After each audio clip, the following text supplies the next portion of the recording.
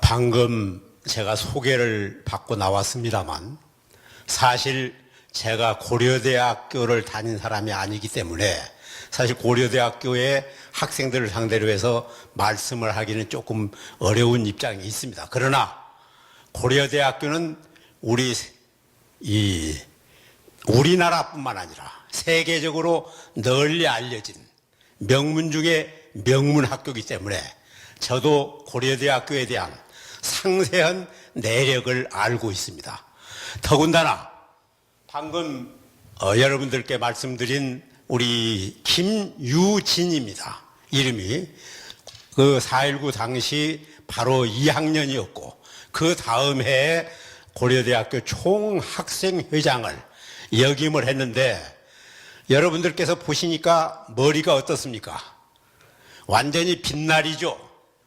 그때 여러분들의 선배인 그 김상희라고 하는 가수가 있습니다. 아십니까? 김상희 가수.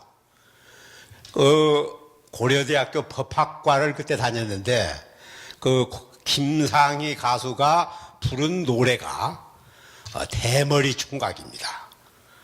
그런데 바로 그 대머리 총각의 모델이 이 김유진이다 하는 것을 제가 김상희 가수로부터 직접 들어본 바 있습니다. 그래서 여러분들께서 사실 이 대머리 그 당시에는 총각이었겠지만은 나중에 결혼을 해서 지금 이렇겠는데 이분이 14대 국회의원을 역임하신 분입니다. 그래서 오늘 이 자리에서 강의를 사실 우리 김유진 의원이 해야 되는데 저를 소개를 했기 때문에 제가 이와 같이 말씀을 드리는 것을 양해하시기 바랍니다. 제가 4.19 55주년을 맞이해서 사실 여러 군데 다니면서 말씀을 드리고 있습니다. 심지어 중학교에서 요새는 강의를 많이 합니다. 어제도 강북구에 있는 미양중학교에서 전교생을 상대로 해서 강의를 하고 왔습니다. 근데 오늘 고려대학교는 진짜 큰 기대를 했습니다. 왜? 4.19의 바로 원천이 고려대학교 4.18 데모에 있기 때문입니다. 고려대학교 4.18 데모는 고려대학교가 지금 100년 역사 속에서 가장 위대한 학교의 역사가 되어 있습니다. 4.18 데모는 학교의 역사뿐만 아니라 우리나라의 역사고 세계 혁명 사상 가장 빛나는 그러한 의거였다 하는 말씀을 드립니다. 지금 늦게 저 뒤에 참석하셨습니다만 우리 이재영 씨라고 잠깐 일어나 보세요.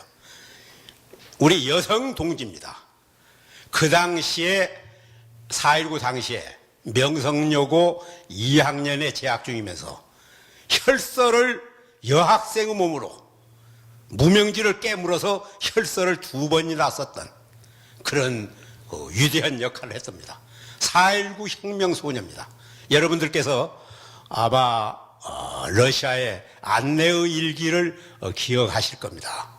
그런데 바로 저 이재영 씨는 4.19 혁명의 일기를 썼던 그런 소녀가 지금도 아주 할머니가 돼 있어야 하는데 아주 팽팽한 저런 얼굴로 나와 있습니다. 박수 한번 보내주십시오. 또 여기에 앉아 계신 지금 여러 4.19 동지들이 많이 와 있습니다. 건국대학교를 다녔던 백운호 선생, 우리 청주에서 그야말로 학생들을 이끌었던 우리 신광성 선생, 김용철 선생, 전북대학교 총학생회장이었던 김용화 선생, 또 동국대학교의 리더였던 이순건 선생, 모두 나와 계십니다. 또 고려대학교에 저기 우리 김중석 목사님도 계시고 또 그 옆에는 우리 조지현 목사님도 계시고 이와 같이 4.19 당시에는 고등학생이었던 대학생이었던 심지어 중학생이었던 사람들까지도 모두 일어났었습니다만 그러나 고대 4.18 시위는 우리나라 역사상 엄청난 파동을 일으켰습니다. 저는 그 당시에 전북대학교 3학년에 다니고 있었습니다만 전주에서 제가 고려대학교 4.18 데모를 했다는 기사를 신문으로 보고, 그 당시에는 텔레비전이 없으니까 요새처럼 생생하게 보도가 안 됐습니다만, 그러나 신문에 그 이튿날 신문이 났는데 고려대학교 학생들이 1000여 명이, 국회의사당이 그때는 시청 앞에 있었습니다. 거기까지 진출했다가 거기에서 바로 고대의 선배이신 이철승 선배가 국회의원으로서 나와가지고 이제는 여러분의 뜻이 모두 전달이 될 테니까 학교로 돌아가십시오, 이렇게 말씀을 했습니다. 그때 고려대학교 총장이 유진호 박사였습니다. 그 유진호 박사가 나중에 내가 결혼할 때 주례까지 서 주신 분인데, 그 유진호 박사도 그 자리에 나오셔가지고 학교로 돌아갈 것을 종용을 했고, 그래서 학생들이 데모를 마치고 질서정연하게, 그야말로 질서정연하게 고려대학교 안암동 이 캠퍼스로 돌아오는 길인데, 그때 종로 사가와 청계천 사가 사이에 천일극장이라는 데가 있었습니다.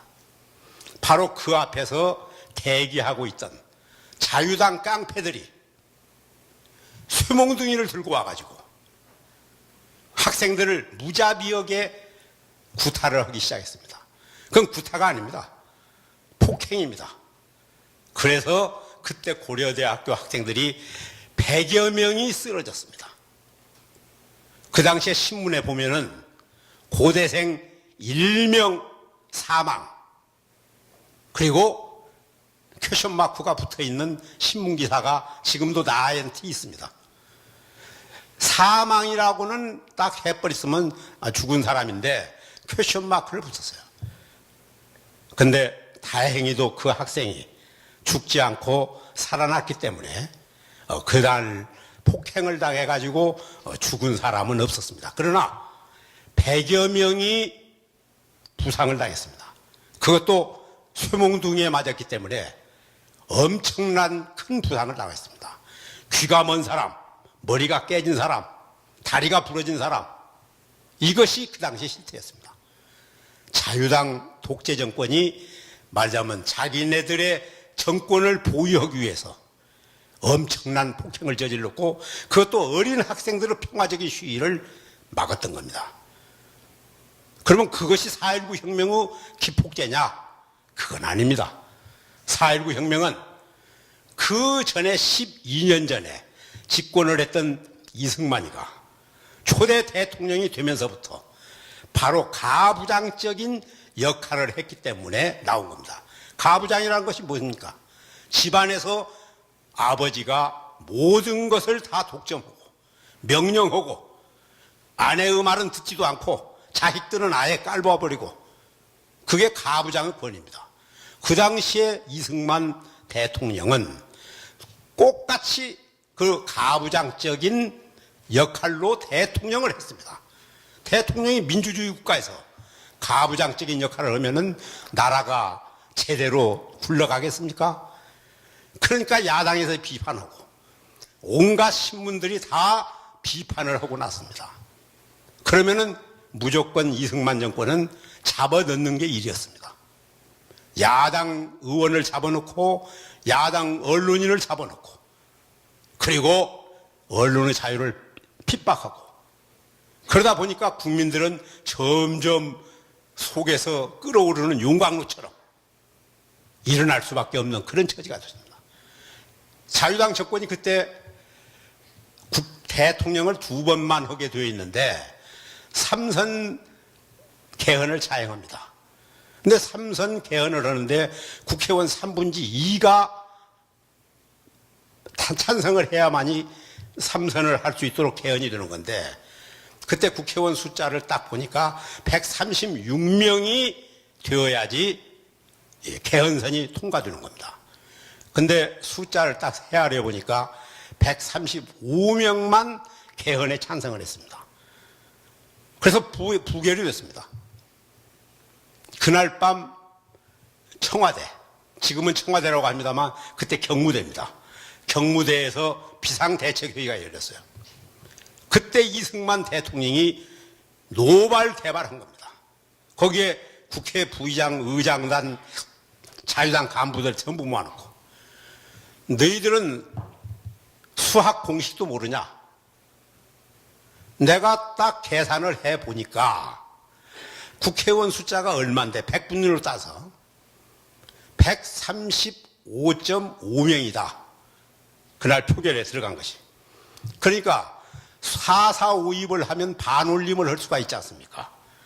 그 반올림을 하면 136명이 된다. 그러니까 통과된 것인데 네 국회에서는 뭐 했냐? 왜 그것도 모르고 부결을 시켰냐? 그러니까 꼼짝 못하고 그 이튿날 국회를 다시 소집해가지고 그 당시에 국회 부의장이 최순주라고 하는 사람이었습니다. 의장 2기 부인은 병이 들어서 나오지도 못했대요. 그 최순주가 방망이를 다시 두드립니다. 어저께 부결됐던 그 안건은 잘못 계산을 했다. 그래서 135.5기 때문에 반올림을 하니까 136명이 된다. 따라서 이건 4.4.5입으로 해서 삼선 개헌이 통과되었음을 선포한다 하고 방망이를 두드린 겁니다. 세상에 사람의 숫자를 반올림할 수가 있습니까? 없습니까? 그런 무지막지한 역할을 하는 것이 바로 자유당 이승만 독재정권이었고 그것이 우리 국민을 탄압하고 우리 민중들을 완전히 핫바지로 만드는 그런 역할을 했기 때문에 그렇게 됐다 하는 말씀을 드립니다. 그것이 정치파동으로 이어졌고 그러나 삼선 개헌은 성공했기 때문에 이승만 대통령은 다시 세 번째 대통령이 됩니다. 그런데 대통령이 될 수 있는 것이 아니었어요. 그때 야당 대통령 후보는 신익희 선생이었습니다.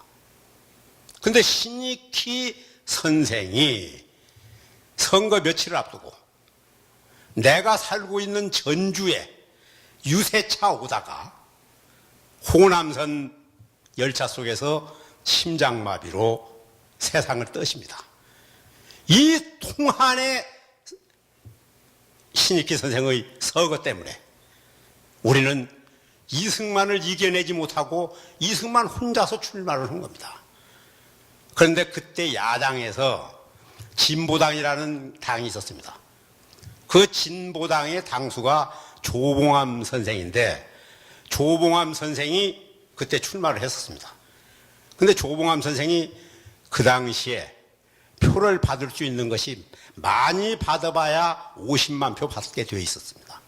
그런데 신익희 선생이 서거를 하고 나니까 동정표가 쏟아져 가지고 무려 320만 표를 득표하는 그런 엄청난 민주 세력의 단합이 됐고 그것을 보고 이승만이는 깜짝 놀라서 그 다음에 조봉암이를 간첩으로 몰아가지고 사형 집행까지 해버립니다.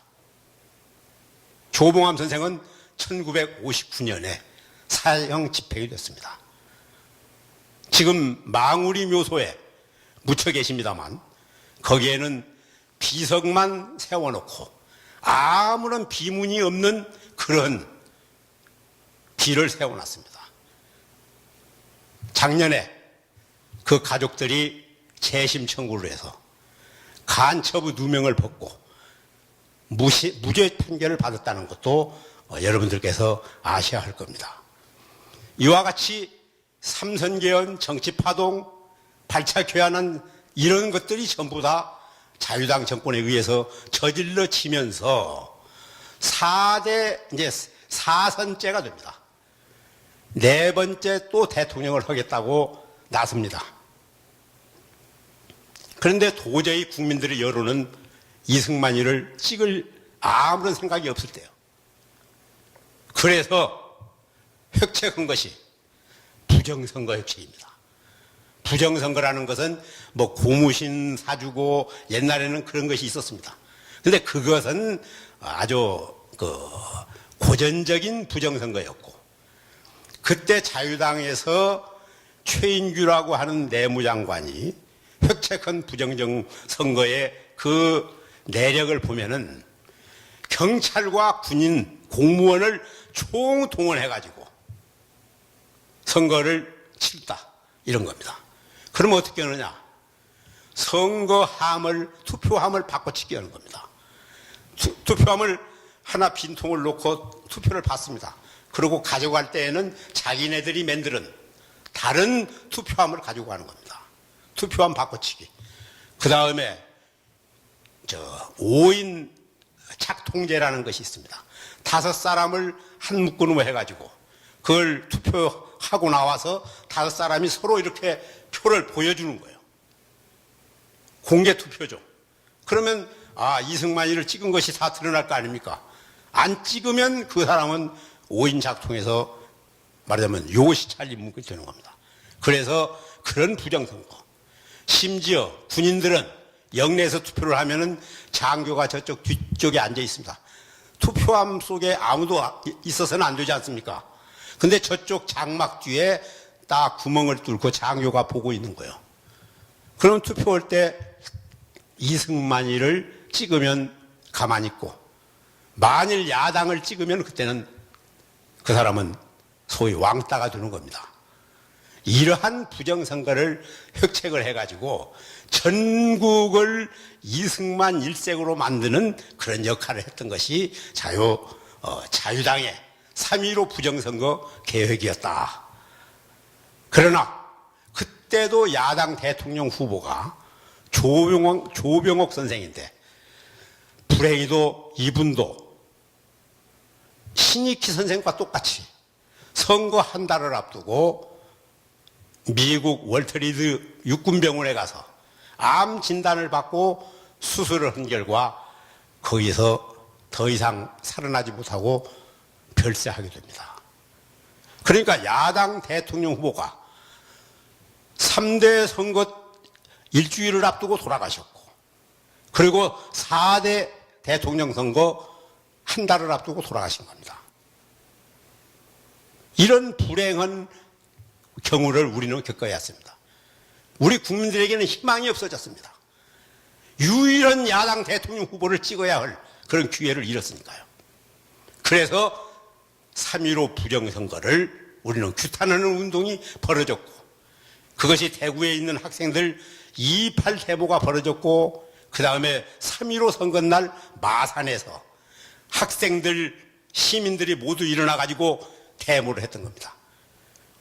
근데 자유당 경찰은 그때 본보기로 마산에서 모두 총탄 세례를 퍼붓는 그런 만행을 저질렀습니다. 그날 마산에서 죽은 사람이 7사람입니다. 다친 사람은 100여 명이 넘습니다. 이게 3.15 부정선거 마산 의거에 대한 탄압이었습니다. 그러자 전국에서 불꽃처럼 일어납니다. 그때 사라진 사람이 여러분들께서도 아마 기억을 하실 겁니다. 김주열 학생입니다.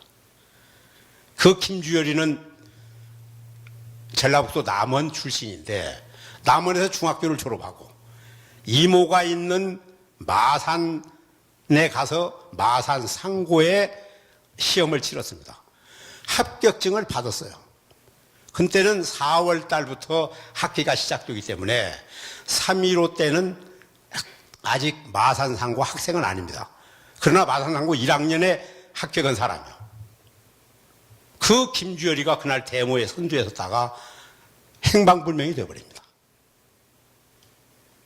그 김주열이 어머니가 권찬주 여사인데, 그 권찬주 여사가 남원에서 마산까지 가가지고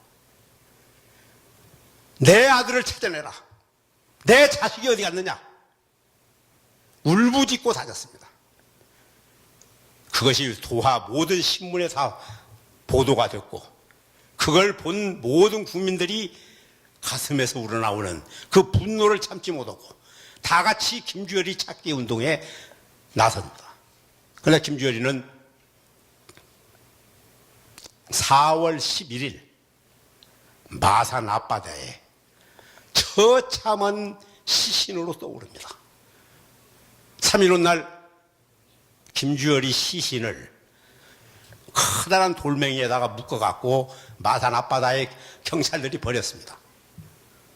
그런데 마산 앞바다에 가라앉아 있어야 할 시신이 하늘이 도와서 그 묶었던 끈이 풀려갖고 시신이 떠오른 겁니다. 그 시신의 전경을 보고 분노하지 않은 국민은 아무도 없습니다. 커다란 최루탄이 눈에 딱 박혀갖고 그야말로 목불인견의 그런 참상을 보게 됐습니다. 그때 국회에서 여야 간에 합의를 해가지고 진상조사단이 내려갑니다. 그 진상조사단 단장은 야당의 대표였던 양일동 의원이었습니다. 양일동 의원이 대표로 가서 조사를 딱 마치고 그때 자유당이 시퍼렇게 살아있을 때입니다. 근데 그 양반은 이 김주열이는 자유당 경찰이 죽였다, 이렇게 확언을 해버렸습니다.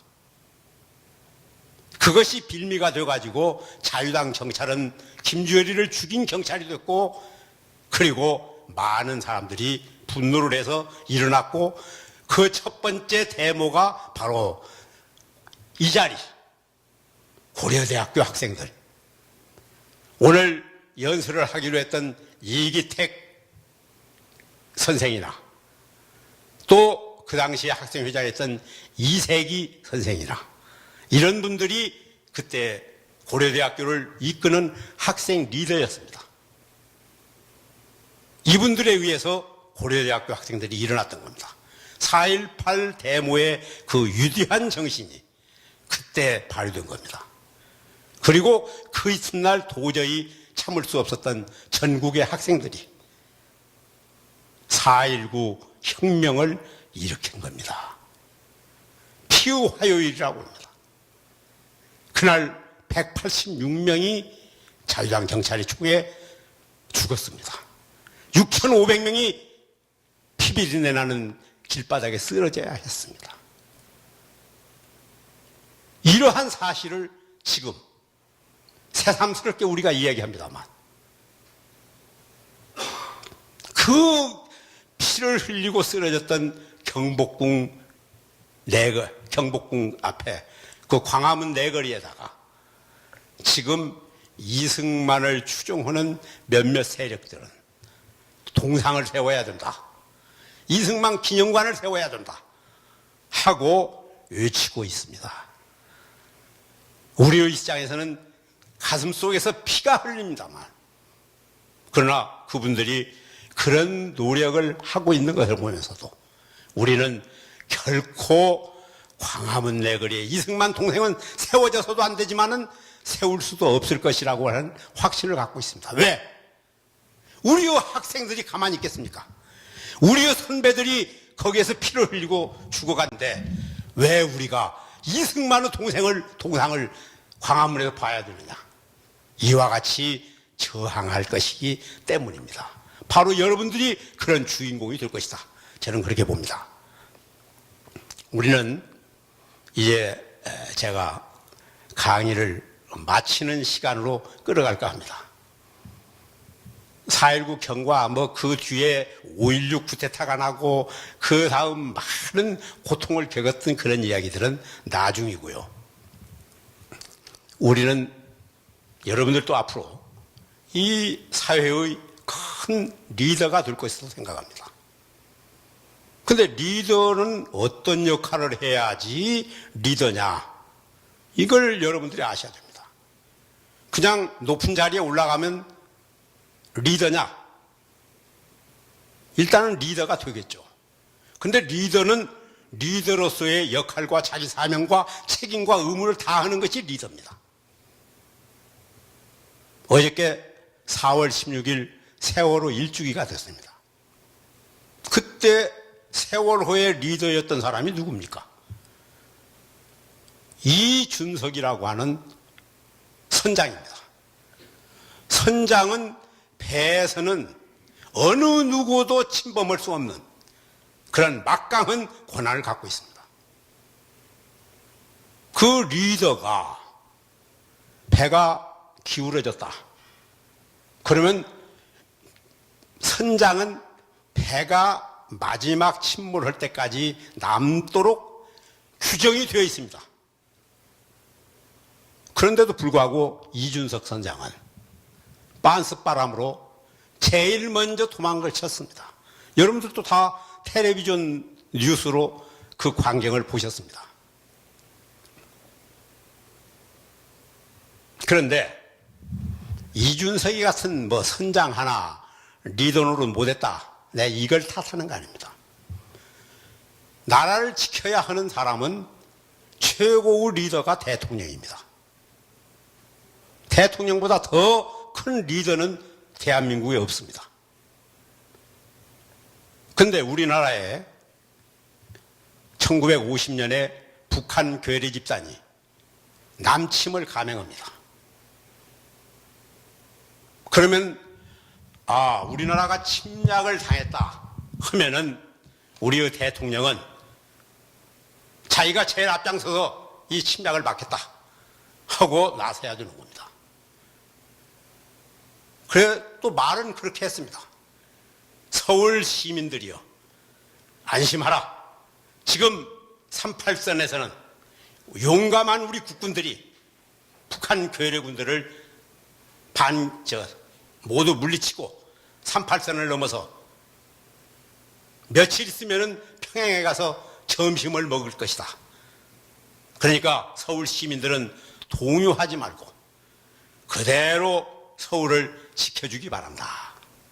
이렇게 방송을 했습니다. 그러니까 서울에 계신 많은 시민들이 대통령께서 저렇게 말씀하시니까 이 서울은 안심이구나. 누구도 피난 갈 생각을 못했습니다. 근데 그 방송을 한 장소가 어딘지 아시겠습니까? 서울에서 방송을 해야 되는데 이미 이승만은 대전으로 도망을 쳐서 대전 방송국에서 서울을 향해 가지고 그 방송을 했습니다. 자기 몸은 이미 한강다리를 넘어갔는데 서울 시민들은 한강다리 넘지 말고 그대로 앉아 있어라. 이렇게 방송을 한 겁니다. 세월호에서 여러분들 선장은 먼저 도망쳤는데 방송에 뭐라고 나왔습니까? 학생들은 안심하고 제자리를 지켜라. 움직이지 마라. 그거 똑같습니다. 이승만은 먼저 도망쳤어요. 그리고 6월 28일 날 새벽에 한강다리를 폭파해버립니다. 그때는 한강다리가 두 개밖에 없었어요. 하나는 광진교, 천호당 넘어가는 광진교. 그 다음에 거기 한강 인도교. 근데 그걸 끊어버리면은 이 시민들이 아무데로 갈 수가 없는 겁니다. 한강을 헤엄쳐서 도망가기 전에는 아무것도 안 되는 거예요. 한강을 헤엄칠 수 있는 능력을 가진 사람은 별로 없습니다. 그래서 서울 시민들은 꼼짝 못하고 북한 괴뢰군들에게 인질이 됐고, 그때 이승만 대통령의 그 서울 안심하고 서울에 있으라고 하는 말을 듣고 도망가지 않고 지켰던, 서울을 지켰던 국회의원이 77명입니다. 77명이 모조리 북한으로 납치가 되었습니다. 그 외에도 유명했던 많은 인사들이, 과학자들, 문학자들, 학자들 다 북한으로 끌려갔습니다. 대통령의 한마디, 리더를 잘못 뒀기 때문에 리더의 한마디에 많은 민중들은 속아 넘어갔고, 그리고 그대로 희생자가 됐던 겁니다. 세월호에서 이준석이가 가만히 있으라고 저는 도망갔고, 6.25 전쟁 때 이승만이는 저는 먼저 도망가고 시민들은 서울에 남았다가 희생자가 된 겁니다. 근데 그것이 또 역사적으로 보면은 임진왜란 당시에 그때 왕이 선조대왕입니다. 그 선조대왕이 외놈들이 지금 저 갈대를 넘어서 여기 서울로 쳐들어온다 하는 소식을 듣고 이 서울 궁궐을 지켜야 할 왕이 먼저 도망을 칩니다. 왕이 도망가는 것을 뭐라고 하는 줄 압니까? 몽진이라고 그럽니다. 왕이 도망가는 것은. 일반 백성들이 도망가면 피난살이에 간다고 그러고, 임금은 몽진을 가는 겁니다. 그 선조대왕이 몽진을 떠나서요. 많은 백성들은 서울에 그대로 앉혀놓고 자기만 몇몇 대신들을 데리고 도망가는 겁니다. 그때 야가 빠진 그 대신들 중에는 목숨을 왕하고 같이 가다가 죽을까 봐서 뒷구멍으로 빠져버리는 사람들도 있었어요. 그게 소위 대왕이라고 하는 당시의 최고의 리더가 도망을 치니까 그런 현상이 나온 겁니다. 그러면은 제가 여기서 우스개로 말씀을 드릴게요.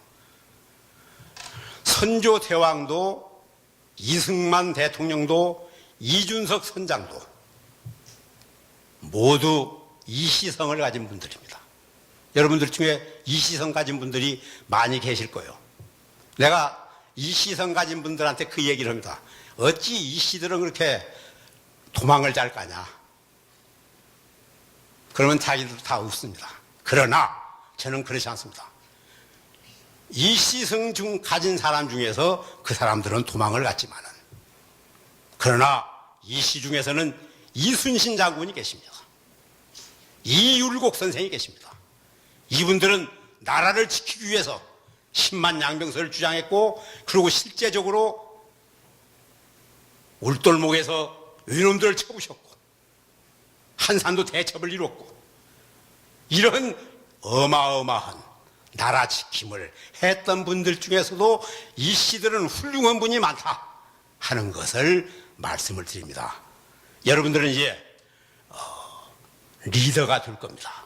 이 사회의 가장 우수한 리더로서 엄청난 역할을 하리라고 생각합니다.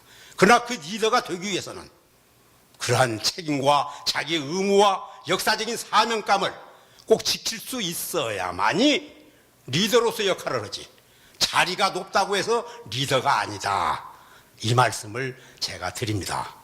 따라서 4.19 55주년을 기해서 오늘 이 자리에 많은 학생들이 참석은 안 했습니다만, 그러나 한 사람이 10사람 목, 100사람 몫을 할 수 있는 분들만 이 자리에 와 계신다고 나는 생각을 합니다.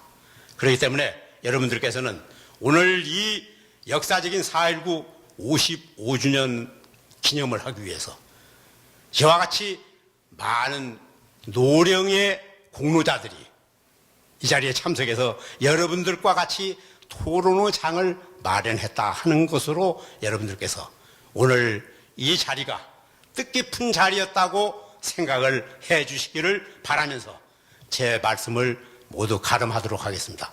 오래 경청해 주셔서 대단히 감사합니다.